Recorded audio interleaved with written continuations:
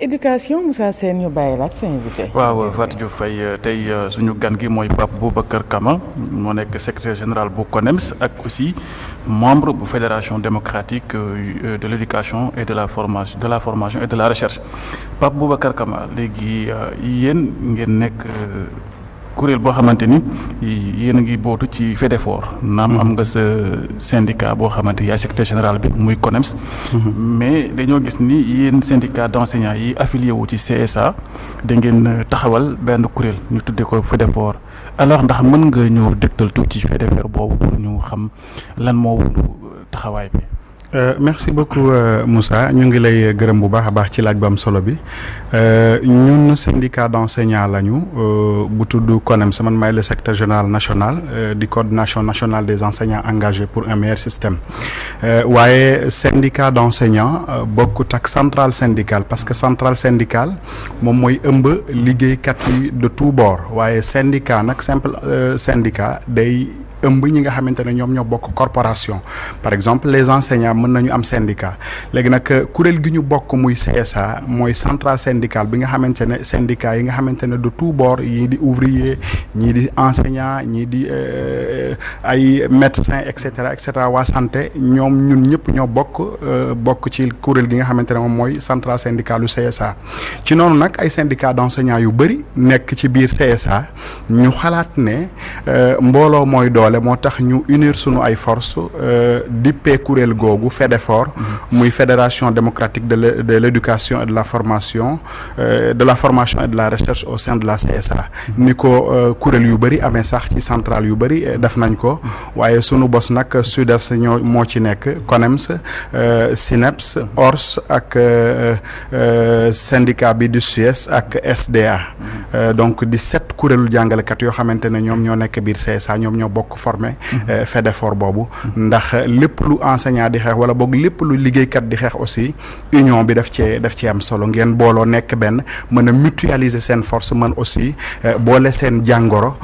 gouvernement bi mën koo dégg daf ci am solo donc loolu mooy wundu FEDEFOR boobu nga xamante ne teg nañ ko au sein de la CSA. ok alors FEDEFOR weer bii ñu génn dafa daal di woon déposer ab préavis de grève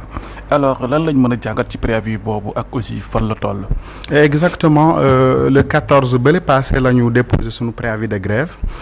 parce que nag dañu jàpp ne fi liggéeykat yi toll enseignants yi fi ñu toll dafa am mboolu njàmbat yu bëri yoo xamante ne gouvernement bi fekk na ko fi waaye mu am tamit ay accords yu bëri yoo xamante ne enseignants yi ñu ngi ko doon signé ak gouvernement bi donc gouvernement bu bees bi ñëw fekki leen comme ni ñu koy waxee tout le temps dañuy maye temps de grâce ñu toogoon boobu ba léegi nag di déglu gouvernement bi ngir mu prononcé wu waaye prononcé wul woon ñu déposé nag li nga xamante ne moom mooy préavis de grève boo xamante ne ñu ngi ko tënk ci lu toll ci fukk ak juróom-benni poñ yoo xamante ne tënkal nañ ko gouvernement bi waaye yi ci gën a fës rek mën nañ ko jukki muy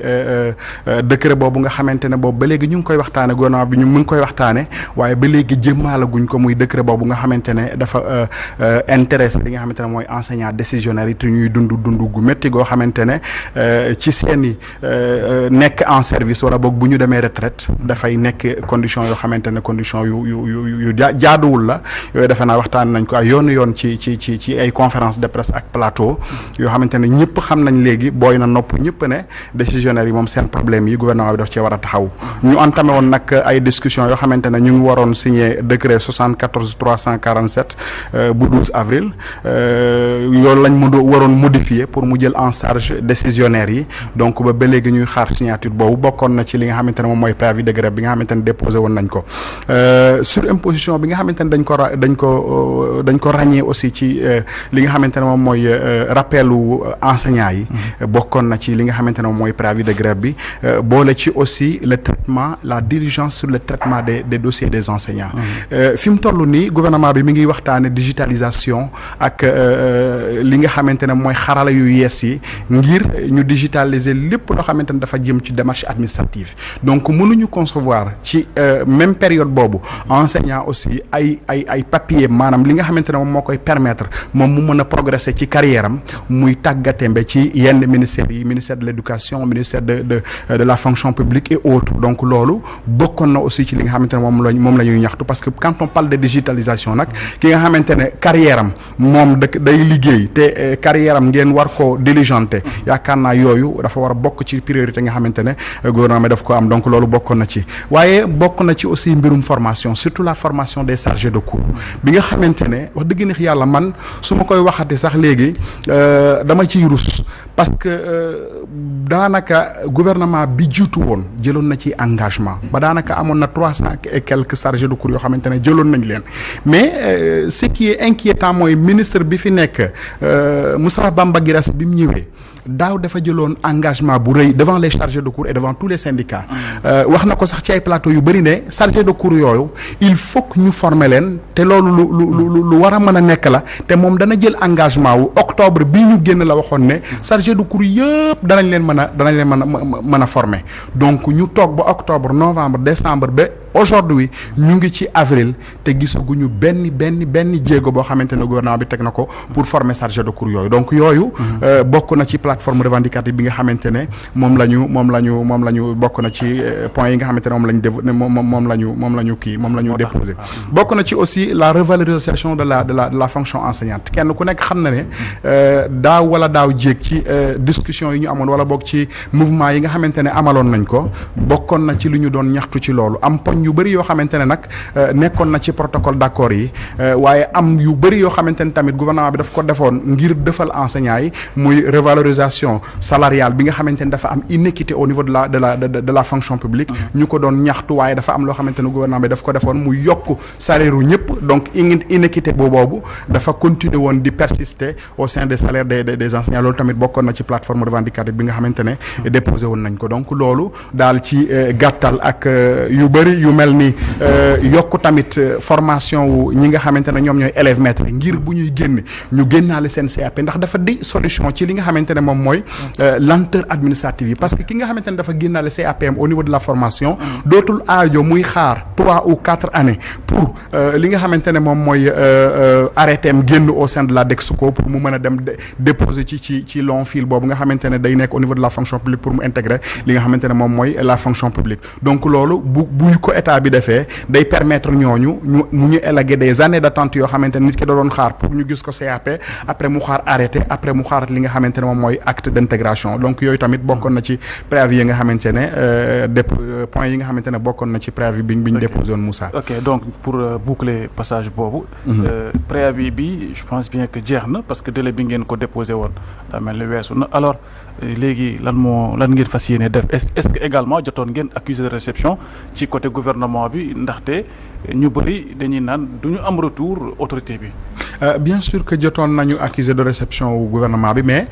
boo seetloo bi ñu ko déposé ak bi ñu wootee li nga xamante ne moom mooy discussion autour de la signature du pacte social bi nga xamante ne premier ministre daanaka daf ko ibbe woon ak ndaje bu mag ci acteurs yëpp muy syndicat patronat ak état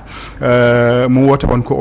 au niveau du grand théâtre daanaka sorewul ak suñu dépôt préavis daanaka syndicat yu bëri sax ci secteur yu bëri déposé woon nañ préavis de grève xam naa sax loolu moo sous-tendre li nga xamante ne moom mooy ouverture négociation yooyu pour que ñu jëm ci signature pacte social donc loolu bu ñu ibbee négociation yi boobu ba tey ñu ngi discuter ak surtout ministre du travail bi ngir ñu am loo xamante ne dañ koy formuler comme attente pour gouvernement bi waaye ngir tamit gouvernement bi engagé ci ay poñ yoo xamante ne dana tax xëy na syndicat yi teggandeegum xeex boobu ci suuf loolu nag pacte social boobu nag le premier ministre dafa waxoon ne fii ak le 1er mai lañ koy signé ñuy xaar nag ñoom seeni engagement pour que ñun ñu mën a xam ban bor la ñuy feete donc loolu moo tàggatee ba fi mu toll nii préavis de grève bi nga xamante ne wala ba préavis de grève yu bëri yi nga xamante ne aujourd'hui syndicats yi déposé nañ ko au niveau de la fonction une belle transition pour parler de la signature du pacte social bientôt le 1er mai discussions yi je pense bien que ñu ngi wéy alors état des lieux de discussion avec les centrales syndicales fan la toll alors pour dire ñu ngi woon ci discussion yi te ñu ngi ci woon doon avancer waaye il appartiendra à chaque syndicat ou bien boog à chaque centrale syndicale de s'engager à la signature de ce pacte ou non mais quand même les discussions ñu ngi doon wéy parti syndical bi formuler na ay attentam gouvernement bi tamit dana formuler ay engagement wam ñu ngi ciy discuter parce que dafa nekkoon discussion yoo xamante ne dafa intéressé woon tous les secteurs maanaam éducation mi ngi ci woon santé mi ngi ci woon et cetera kenn ku nekk di formuler say attente par rapport ak pacte social boobu wala boog par rapport ak gouvernement ci engagement yi mu nar a am pour que syndicats yi tàggatembel seen soulèvement yi nga xamante ne mi ngi doon commencer am léegi nag ñoom danañu dajale attente yooyu yëpp gouvernement bi tamit def ay engagement ñuy xaar nag ñun waa parti syndical engagement bu dee ay engagement yu fort danañu signer pacte social mais la signature de pacte social aussi ne veut pas dire que ne dañuy signer pacte social pare toog croiser les bras bàyyi travailleurs yi di souffrir loolu moom du pacte social mais pacte social dafay nekk loo xamante ne tout simplement day réguler température sociale bi nga xamante ne dafa link li nga xamante ne mooy gouvernement ak travailleur donc loolu mooy pacte social bi ñu ngi ci discussion bi actuellement les secteurs ñu ngi entretenir ak seeni ministère de tutelle par exemple éducation ak ministère de l'éducation santé ak seen ministère et cetera bu ñu noppee nag ñu dajale yépp gouvernement bi formule ay engagement ñu xool ba xam ndax engagement yooyu dana intéressé wala boog dana mën a garantir que partie syndicale bi ak travailleurs yi ñu engagé wu ci pacte social bi oui ou non donc loolu mooy l'état des lieux bi nga xamante ne moom moo nekk ci pacte social bi nga xamante ne mi ngi en cours de discussion. ok est-ce que école bi gis na ci boppam parce que ndorteelu discussion yi. mooy sectoriel yi ñi mel ni kuréelu G7 ñoom dañoo génnoon ni école bi dañ ko boole lii di éducation ak formation gisul seen bopp est-ce que également en cours de chemin am na rectification pour justement won école bi aussi naam mbaam gàtt na waaye ci jur gi la bokk. dëgg la c'est-à-dire que discussion yi comme ni ma ko waxee sànq dafa intéressé woon toutes les parties maanaam tous les secteurs ñoo ci nekkoon léegi nag bon je pense que ne li nga xamante ne moom moo indi woon la sortie du G7 dañ bëggoon xëy na comme négociation lañ ko dippee gouvernement bi entretenir en faveur de cet arrêté ministériel qui organise la représentativité des syndicats maanaam les élections de représentativité syndicale ñoom dañ bëggoon gouvernement bi discuter ak ñoom kese léegi nag loolu comme c'est une discussion boo xamante ne dafa war a nekk une discussion inclusive toutes les parties devraient participer à la discussion te ñoom xëy na loolu moo taxoon ñu ne gisuñ seen bopp ci discussion yi waaye di wax lekk rek ne syndicat ya fàttee woon yëpp kenn ku ci nekk formuler nga say vœu maanaam li nga xamante ne moom mooy njàmbat ci yow formuler nga ko wala boog li nga xamante ne moo mënta ñàkk li nga xamante ne gouvernement bi waru koo mën a bàyyi te faju ko loolu parti syndical yëpp formulé woon nañ ko ba léegi comme ni ma la ko wax rek ñuy xaar la réponse du gouvernement pour pouvoir en juger parce que ñoom tamit il faut que ñu def ay engagement pour que parti syndical bi mën a juger est-ce que si dañ koy signer wala dañ koy respecter. ok mais également l'école est-ce que cette fois-ci yéen vous serez ferme quand on sait que am na ay gouvernement bi fi jàll. alors xaw ma saupoudrage lañ ko mën a tuddee wala parce que si ngeen xaatim ngeen.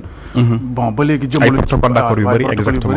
est-ce que cette fois-ci également ci pacte boobu vous allez voilà également def comme ni ngeen doon def wala cette fois-ci vous allez être ferme. bien sûr que même ci discussion bi sax da ngay gis la fermeté des syndicats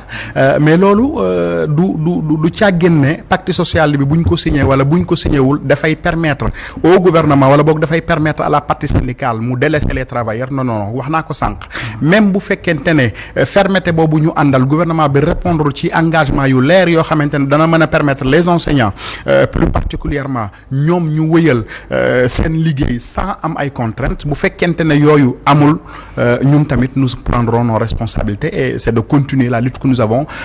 li bi nga xamante ne entamé woon nañ ko bien avant la discussion de ce pacte donc pour dire tout simplement que ne pacte bi signifié wul que ne dañ ko war a signer pour toog seetaan gouvernement bi muy def lu ko neex ci travailleurs yi mais pacte bi day signifier tout simplement que ne bu fekkente ne gouvernement bi jël nay engagement yu fort yoo xamante ne école bi dana ci gis boppam te problème yu bëri danañ ko résoudre wala boog danañ ci joxe saafara yoo xamante ne na permettre enseignants yi ñu continuer seen liggéey bon nous sommes preneurs mais bu fekkente ne loolu amul tamit ñun dañuy désengagé wu te dañuy continuer li nga xamante ne mooy sunu xeex aussi. Cette fois-ci dañuy demaat ci beneen poñ muy recrutement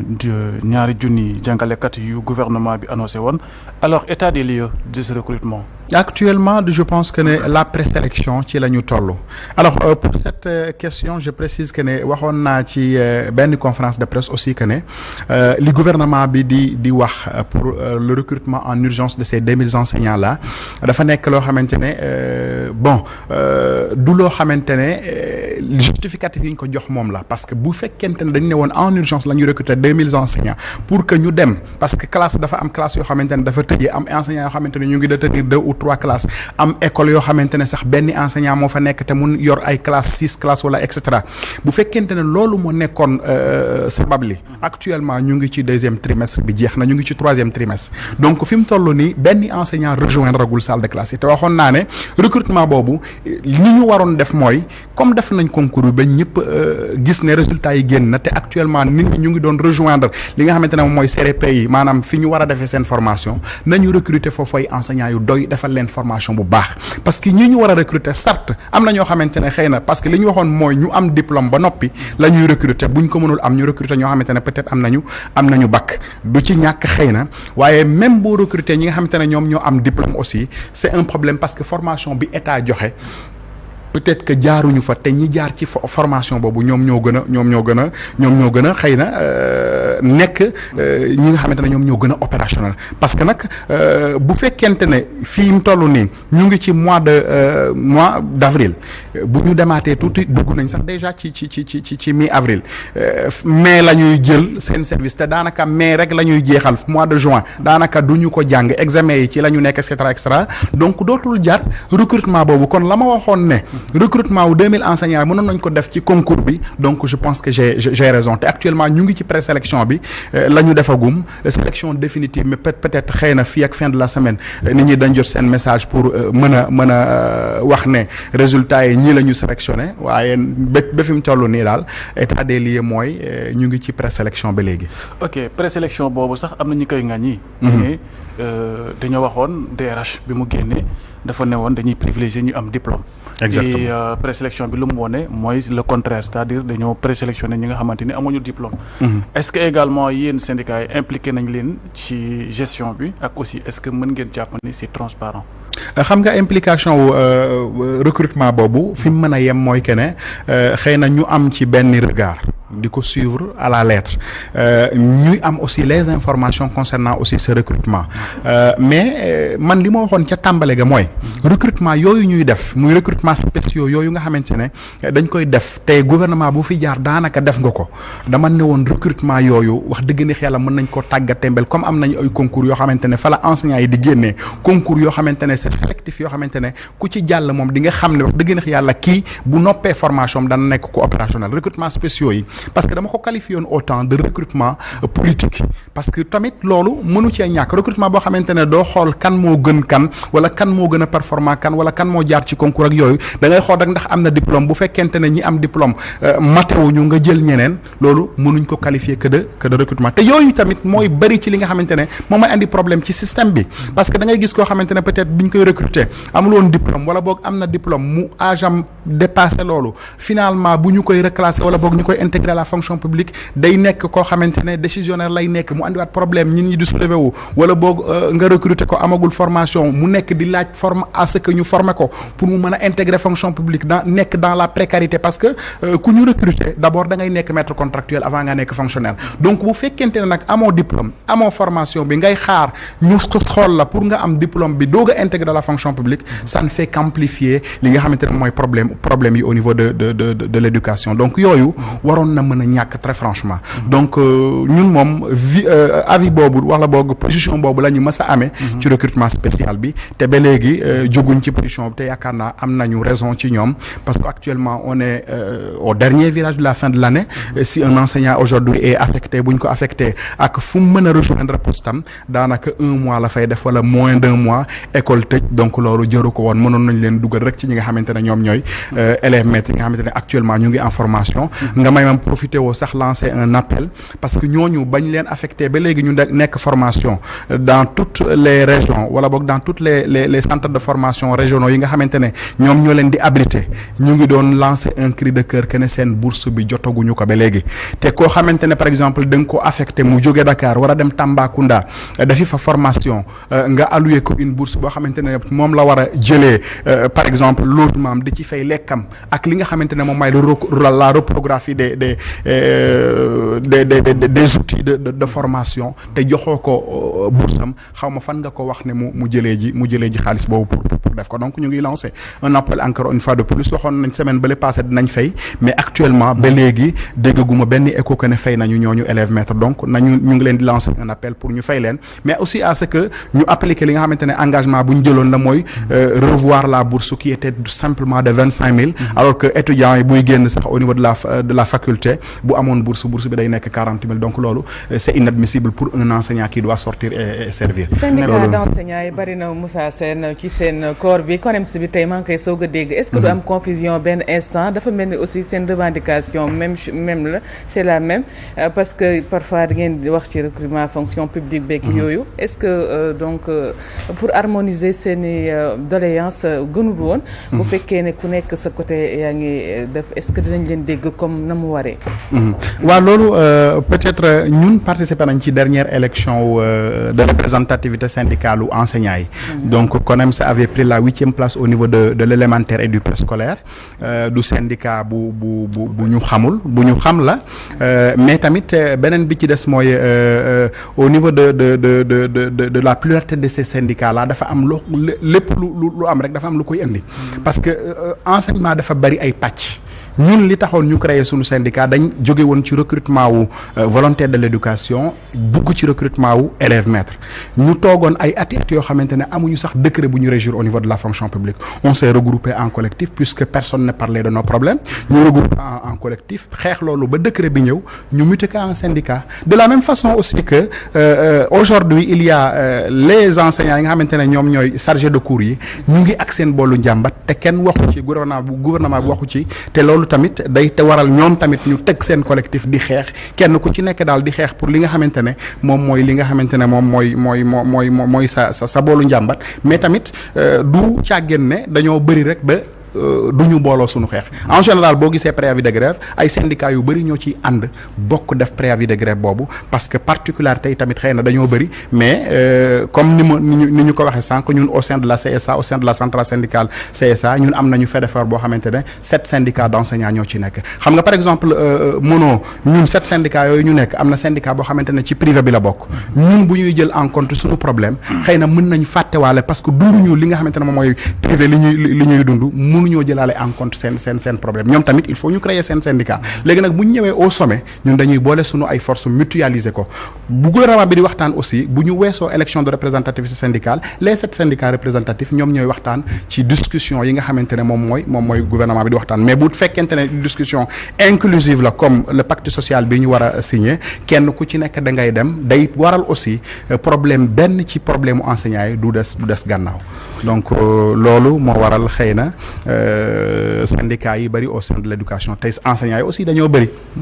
ok donc Pape Boubacar Kama ñu lay jaajëfal bu baax le fait que nga ñëw wuy ci si suñu invitation ñu fàttali rek yow yaay secrétaire général bu CONEMS nekk it membre bu fédération démocratique de l'éducation de la formation et de la recherche. merci beaucoup Moussa ñu ngi leen di gërëm bu baax ci invitation bi